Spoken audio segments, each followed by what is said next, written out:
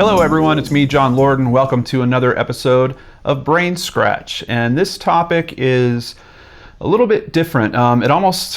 Many of you are going to say, hey, this should be a searchlight. And if it wasn't for a few important aspects of it, I would agree with you. One of the aspects is that the person that we're talking about today, Jim Sullivan, who's in this picture behind me, he is a musician. He was playing in the Southern California area in the late 60s, early 70s, tried to get a career going, met some difficulty, and decided he was going to head to Nashville. On the trip to Nashville, he disappears, but one of the elements that makes us a brain scratch as opposed to a searchlight is one of the theories is that he might have been abducted by a UFO. Outside of that, with as much time as has passed from when he disappeared in 1975, and with how old he would be nowadays, even if he did somehow manage to leave the situation that we're going to get to very soon, I believe that he would be deceased anyway, and I do believe there's a very strong chance that he was actually killed when he went missing, but we're going to get into all the details of why I think that. This case was very tough to research. There's kind of a popular story that is retold in several places about it. We'll start with Wikipedia as usual so we get a good feeling for the popular story.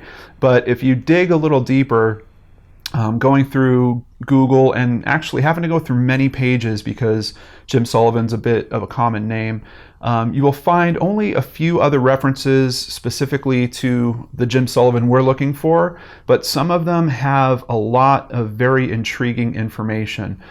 In short, someone came along in the 2000s, I think it's 2009 if I recall correctly, might be earlier. They wanted to re-release one of his albums, and they essentially conducted their own investigation into what happened to him. So we're going to follow along with them on their investigation. Luckily, they detailed that fairly well, so we can review that. But the most interesting thing about this case to me is the answer to what happened to him. There's a very good chance that it could potentially be at least referenced in the liner notes of that re-release. And you'll understand more why once we actually go to review those liner notes. But let's jump in on the mystery of what happened to Jim Sullivan. Starting off with this picture in the California desert, I believe this was done as a promotional shot for an album he was working on. In 1975, Jim Sullivan mysteriously disappeared in the desert, and this is actually posted at an NPR article about this case. Once again, it kind of has that brief overview version that I've told you about. The mysterious nature of his disappearance is amplified by Jim Sullivan's cryptic lyrics on U.F.O. That is the name of one of two albums that he had made. He talks about long highways, leaving his family behind, and being abducted by aliens in the desert. I gave the whole album a listen today while I was doing research into this case, and I can definitely concur. There are some very interesting lyrics.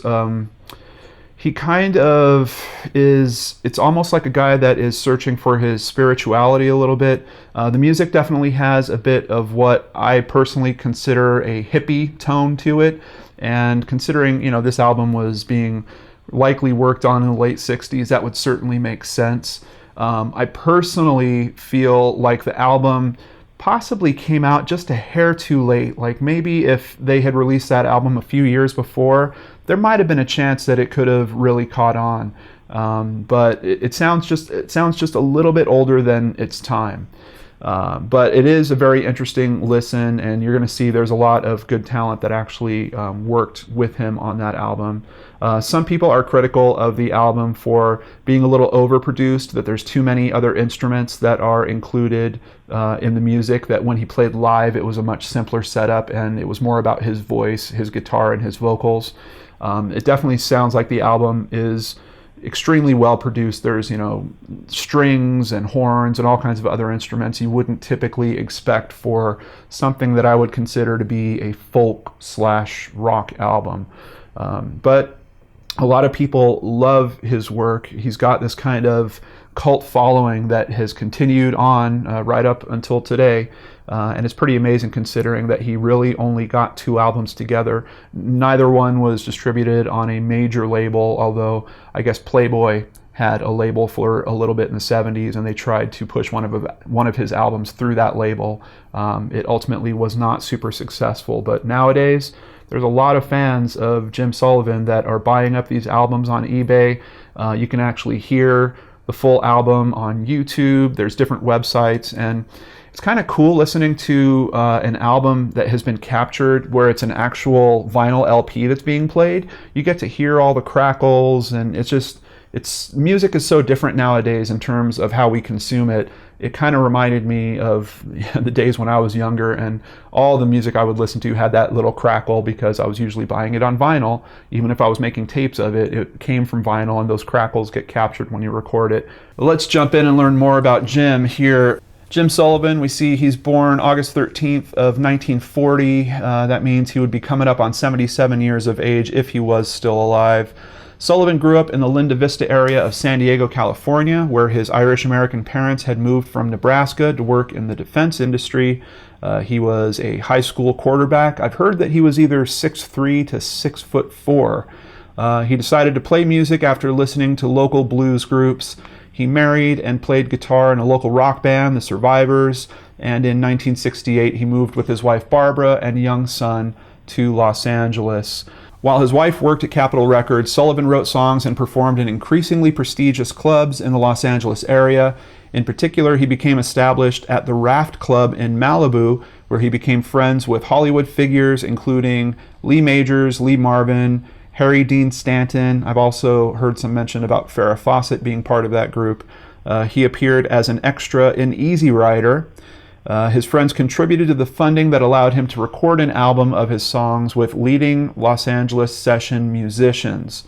After Nick Vanette at Capitol turned down the opportunity to release the record, from what I heard, Nick said it sounded too much like someone they had just signed named James Taylor. It was issued by Sullivan's friend Al Dobbs on a small record label, Monty, that he set up for the purpose. The album, U.F.O, was released in 1969 and featured Sullivan's songs in a style blending folk, rock, and country. The album was remixed and reissued by Century City Records in 1970, and the track Rosie was issued as a single, but they made little impact at the time. In 1972, he recorded a second album, Jim Sullivan. Again, however, the record was unsuccessful.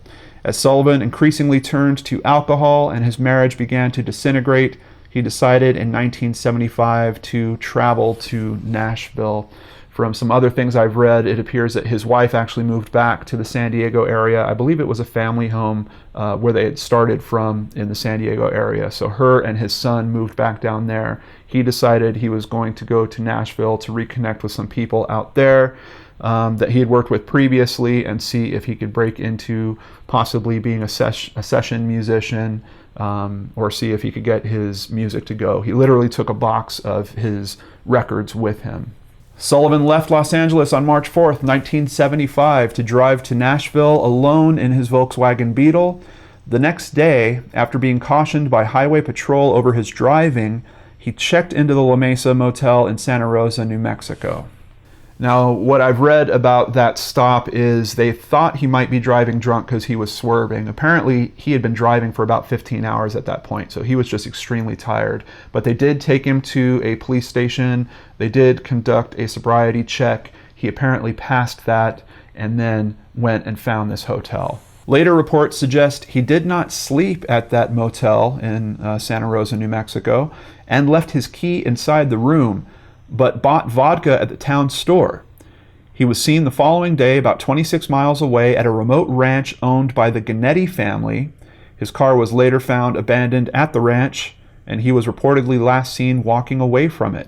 The car contained Sullivan's money, papers, guitar, clothes, and a box of his unsold records. He was never seen again, and reports have variously attributed his disappearance to being murdered, becoming disoriented and lost, or, particularly in light of the title of his first album, alien abduction. Search parties failed to find any trace of him. A decomposed body resembling Sullivan was later found in a remote area several miles away, but was determined not to be his.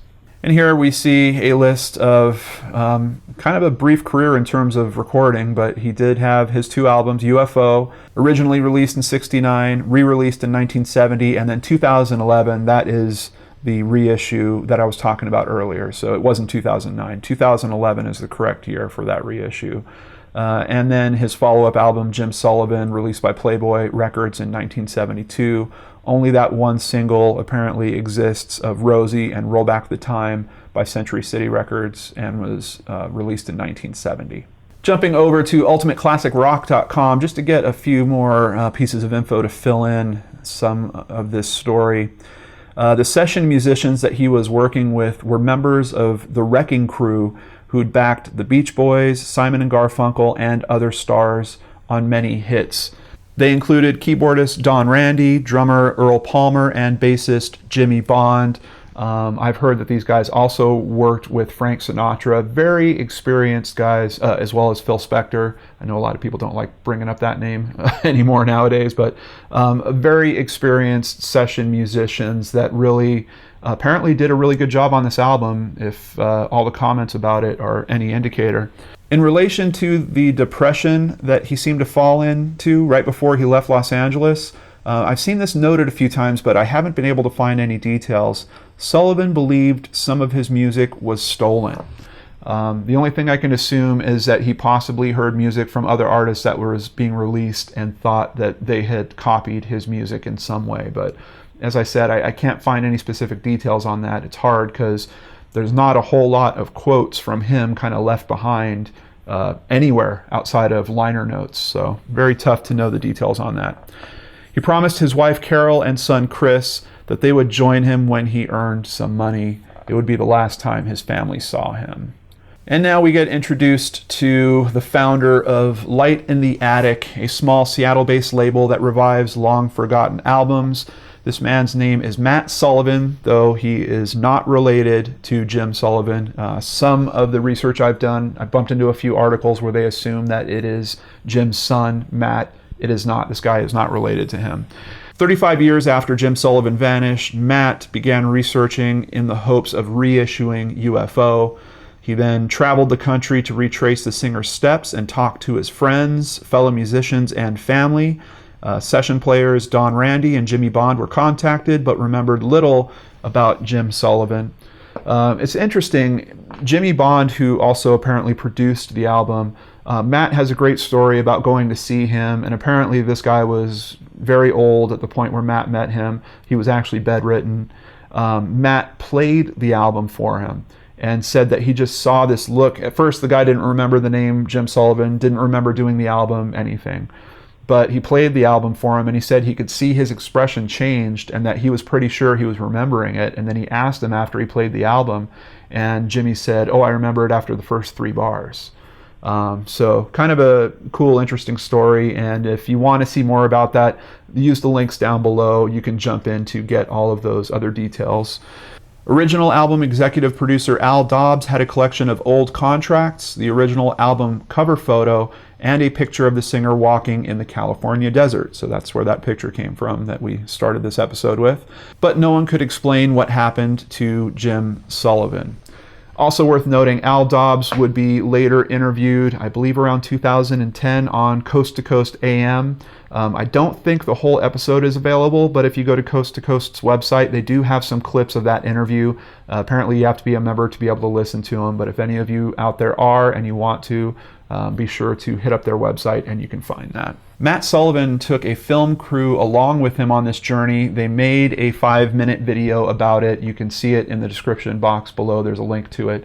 But outside of that, he also wrote a very good piece that wound up on the Aquarium Drunkard blog. We're going to review some of that here in a moment. Jim Sullivan's VW ended up outside of a ranch 26 miles from the hotel. Accounts differ about whether Sullivan talked with the ranch owners or their workers. One thing that one of Jim's friends pointed out was that the guitar was left in the car. If Jim was going to disappear, that would have been the one thing he would have taken, because wherever he was in the world, he could always stand on a street corner and make a few bucks playing his guitar. I would also question if you would take your wallet, which apparently was also found in the car, but I don't know. That's just me personally. Perhaps if you were going to leave your identity behind, you wouldn't take your wallet. Jumping over to the Aquarium Drunkard blog, here we get another picture of Jim with a dog. Looks like they're both taking a nap, as well as one of the album covers here. Some think he got lost in the desert. Some think he fell foul of a local family with alleged mafia ties. Some think he was abducted by aliens. Now, I looked into the Gnetti family a little bit, just trying to search about this alleged mafia tie thing, and I've seen several references to, oh, this is a known family in terms of them having ties to the mafia. I can tell you I was not able to find anything to support that information. There are plenty of Gnettis out there. They have large family reunions. I can see that it seems like there is a family of Italian descent that is starting a bunch of businesses here in the U.S. all across the nation. I do see that there are some Gnettis in the New Mexico area, but from what we will find out a little bit later, the family that owned the ranch actually moved to Hawaii very quickly after this incident happened. Did it have something to do with it or not? I don't know, but it is very interesting that they did up and leave after this encounter. Now, Matt Sullivan, how he came across the album was actually on a website called Waxidermy, where they find kind of unknown vinyl records and post them there. And we will take a look at that website. Actually, let's do it right now. This is the Waxidermy site, and they basically found a copy of UFO and put it up here. And what's interesting is not only do they have all the lyrics here so you can kind of check it out for yourself in terms of the wording and see if you believe that he might have premeditated his own UFO abduction somehow. But outside of all that, down in the comments section, there are a lot of comments that seem to come from people that knew him or people that know people that are related to him. This first example we see in the comments is from a person named Rick, March 31st, 2006. I have been friends and bandmates with Jim Sullivan's nephew for over 15 years. I used to see the Gatefold album cover hanging up on my friend's wall. When I asked him about it, he told me that his Uncle Jim had died when he was 3 years old. All he really had to remember him by was this unusual collection of songs and a story about Jim being abducted by aliens. The last he had heard was that Sully had been murdered. This is indeed a strange story, and I'd love to hear from anyone who has more information. And apparently, I have found in several places, Jim did like to be called Sully. Some of his family actually called him Uncle Sully. A year later, Rick adds a comment in March of 2007. I wish I knew more. My friend's memories of his uncle were foggy, to say the least. He was very young when Jim died. He thinks that his relatives concocted the alien abduction story to hide the ugly truth that Jim had been killed. How would this put a child's mind at ease? I'm not sure. The good news is that Jim's nephew, Josh Steely, has carried the musical torch and is now a successful musician himself. He's currently touring the country as lead guitarist for Daughtry. Now, Matt Sullivan from Light in the Attic Records, who is looking to reissue this, here's the comment that he bumped into from John Rankin. I was thinking about my friend Jim Sullivan and decided to Google his name. I found this site and not much more. Jim's wife Barbara was my secretary at Capitol Records from 1968 to 1969. I tried to get him signed, but they thought he was too much like their new artist James Taylor at the time. I left Capitol and played bass for Jim in bars around LA for maybe a year on and off. Many years ago, I had heard that he had disappeared. I thought it was in New Mexico. He was pulled over by a trooper because he was driving funny, swerving. The trooper found that he was just tired and told him about a motel just up the road. When they looked for him, they found his guitar on the bed of his truck, still parked where he put it, but no Jim. This is a story I was told by a very reliable source a very long time ago. I would like to hear from anyone who might be associated with Jim Sullivan. I have some good stories and memories. By the way, he was in Easy Rider. I was at his house the day after they finished filming, John Rankin. And then right under John's message, we start hearing from a bunch of family members. I'm Jim's sister-in-law and Josh's aunt. He was in Easy Rider, the commune scene, wearing his Lions cowboy hat. He was an extraordinary writer and guitarist. He taught me a little guitar when I was in high school.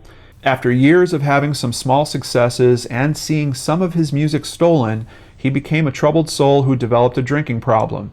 He did disappear in New Mexico, as John Rankin said. I still listen to his albums with tears in my eyes. Then we hear from someone named Shell. We, his family, have always loved his music and have shared it with whomever would listen, but never on this scale. I think it's magic, but I may be a bit partial. Like my mom, Linda C., I cry to hear him. I was just a little girl when he disappeared, and he was my larger-than-life Uncle Sully. We then hear from Shelley. I'm Jim Sullivan's niece. What a surprise to come across this site. He had a beautiful voice, and we listened to his album, Sunny Jim, over and over again back in the day. Thank you for sharing the info and making the music available. Shell L. comes back to comment in 2010. I have come to understand that I have an unusual family. We are extremely close, and I know that is very special. Jim Sullivan was my uncle. He disappeared when I was 9. It left a painful hole in our family for a very long time. It still can make me cry. I just wanted to acknowledge Light in the Attic Records for trying to bring his music to the masses. He was a complex man of great talent, much love and appreciation. As you can see, some very moving messages from family members of his that are still missing Jim many, many years later. But let's get back to the investigation that Matt Sullivan is conducting. I knew I had to get to New Mexico in hopes of retracing Jim's last known whereabouts. Soon, I'm driving east with filmmakers Jennifer Moss and Mel Eslin, who decide to document the journey. Santa Rosa, New Mexico is a small town located 2 hours east of Albuquerque along Route 66. The last census reported a population of 2,744 people. We pull into town and check into the La Mesa Motel. It's where Jim checked in on March 5th, 1975. The motel looks like time stopped around 1955. Jim left Los Angeles in his Volkswagen Bug sometime between noon and 1 p.m. on March 4th. In the early morning hours of March 5th, he was pulled over outside Santa Rosa for swerving. He was taken to the local police station for a sobriety test, which he passed. He was swerving from fatigue caused by the taxing 15-hour drive. Jim checked into the La Mesa Motel, but police reports later indicated that the bed in his room was not slept in, and the key was found locked inside the room. Some reports state that the key was the lone item found in the room, while others mention that Jim's guitar was also found. The next stop is the ranch where Jim's car was found, the last place he was reported seen. The ranch lies southeast of Santa Rosa, about 20 miles outside of town, in the middle of nowhere, and was owned by local family, the Genettis. We know that after he checked into the La Mesa, Jim stopped by the liquor store, bought some vodka, and drove around town. Somehow he ended up at this ranch. The story goes that Mrs. Genetti saw Jim's headlights from her house and drove down with 2 ranch hands to see what was going on. She asked Jim if he had a problem. He replied, "No, do you?" We also heard that he knocked on the Genetti's door and Mrs. Genetti answered, but she only spoke Italian and didn't understand what Jim was saying. So he walked off. When the police found Jim's car, it was locked and the engine was dead. A number of things were found in the car, including Jim's wallet, guitar, clothes, reel-to-reel tapes, cassettes, silver appointment book, and a box of LPs of Jim's 1972 self-titled album on the Playboy label. There have been a number of rumors over the years that the Genettis were part of the Chicago crime family. Jim's family traveled out to join search parties looking for him. The local papers printed missing person stories, but the search proved fruitless. Around the same time, the local sheriff retired and the Genettis moved to Hawaii. Over breakfast the next day, Jennifer picks up a copy of the Guadalupe County Communicator, Santa Rosa's local newspaper. Jennifer suggests giving the newspaper a ring. An hour later, I'm on the phone with the paper's publisher. I speak with veteran reporter Davey Delgado, a Santa Rosa native in his 4th decade as a newspaperman. We pack the car and drive down to the Communicator. Davey comes out and says hello. Within seconds, Davey tells us to get in our car and follow him. We have no idea where we're headed, but we dutifully obey. 3 blocks and 90 seconds later, we're standing at a local lumber yard and hardware store. Davey knocks on a side door. We wait for a few minutes, and out comes Sammy Chavez. Sammy was working on the roads near the Genetti Ranch the day when Jim's car was discovered by the police 35 years ago. Sammy, now in his 50s, recalled driving past the Volkswagen Bug on the way to work and thought it strange that Jim's car was sitting in the middle of the road. When he came back through hours later, all the doors were open. Police had been searching for clues, but nothing turned up. For more than 2 years, search parties were regularly convened by a number of agencies, the New Mexico State Police, Santa Rosa Police, and a number of volunteer groups. Next up is a visit to the archives of the Santa Rosa News. We find an article with the headline, "Possibly Sullivan," about authorities finding a badly decomposed body buried in a remote area 8 miles west of Las Cruces. They believe it might be Jim. The man appeared to have been dead less than a month, was between the ages of 30 and 40, measured 6 feet 2 and 180 pounds, had a tattoo on his right forearm, and wore a mustache and short beard. We flip through more pages and notice the headline, "Not Sullivan." Santa Rosa Police Chief Joe Eddie Martinez had gone to Las Cruces to see the body and said that while it bore some resemblance to Jim, it wasn't him. Jim's manager, Robert Buster Ginter, stated that during the early morning hours of a long evening, Jim and Buster were talking about what they would do if they had to disappear. Jim said he'd walk into the desert and never come back. Now, something that struck me about reading through Matt's account here is the identification of that body, and that it looks like it came down to Santa Rosa Police Chief Joe Eddie Martinez doing a verification of the identity. I don't know if that is very solid.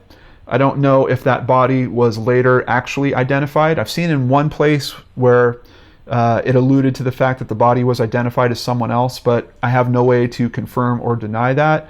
But it just strikes me that there might be some possibility here that if the body was not identified as someone else, perhaps the police chief did not identify the body properly. Maybe it was actually Jim. It's kind of hard to tell because we're talking a very long time ago, and this account is, a bit casual in terms of how it's sharing the information with us. But I do also find it pretty telling that Jim actually had a conversation with his manager and specifically said that he'd walk into the desert and never come back. Once again, we have this very odd type of foreshadowing that is going on between Jim's art on UFO to now a spoken conversation and what actually happened. They found his car, they didn't find him. It certainly does seem like he walked into the desert and never came back. So the website for Light in the Attic Records is still there. They still have the entry for the Jim Sullivan UFO album.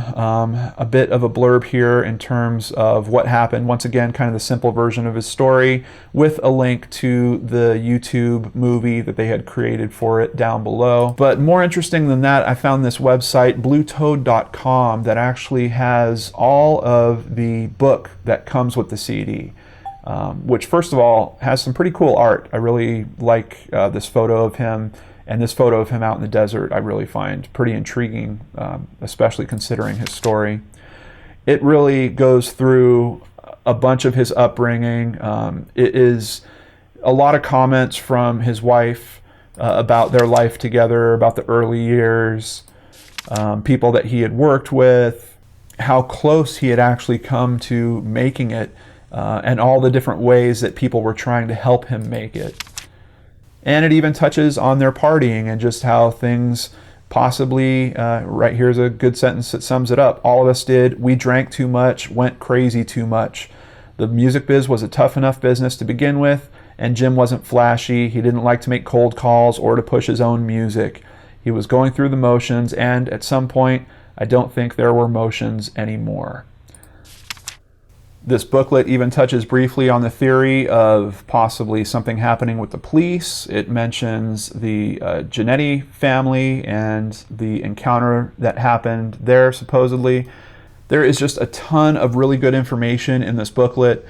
And if you're interested in this case at all, I highly recommend you hit this and you read through this whole thing word for word. Outside of that, towards the end, not only do they have some cool kind of memorabilia of his, article clippings, some personal effects, the record label for UFO, but towards the end, after all the lyrics, they actually have notes that it looks like were written from his wife, kind of about her personal investigation.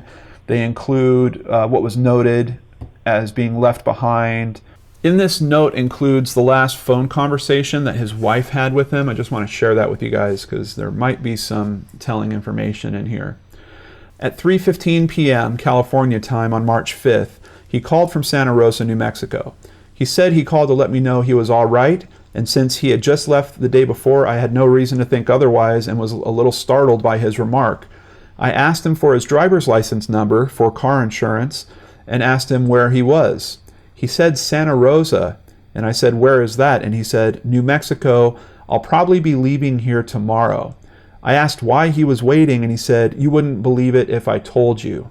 I said, Jim, what's the matter? Is anything wrong? And he said, forget it.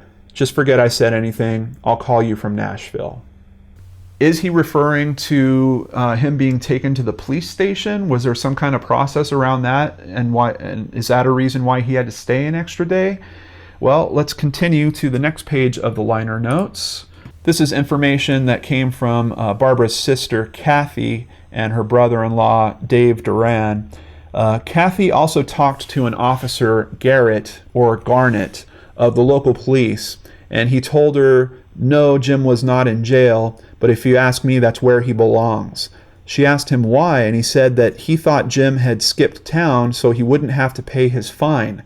Kathy did not like the way he talked, so she called and talked to Chief Martinez. Martinez said he didn't know what Garrett was talking about because there was no fine. Martinez said yes, he remembered Jim. They talked for half an hour or so, and he knew about Jim being in the music business and that he was going to Nashville to try it there. He told Kathy that he would do a little investigating on Garrett himself. That is fairly strange to me. We have Jim supposedly being stuck in this area for a day. He's not being clear with his wife why. I don't know, maybe he's embarrassed about the whole thing. But now you have a police officer saying that, yeah, that guy should be in jail. Admittedly, Jim probably looked like a bit of a hippie to him. Was it just a cultural thing that he was just labeling Jim as being the type that should be incarcerated? It doesn't really seem like it, because then we get this additional detail about him potentially skipping town to avoid paying a fine. But then you have the police chief saying there is no fine.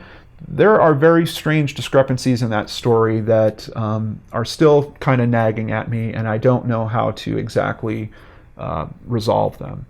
Outside of that, another fact that you can get from these liner notes is when the car was found, it was not in running order.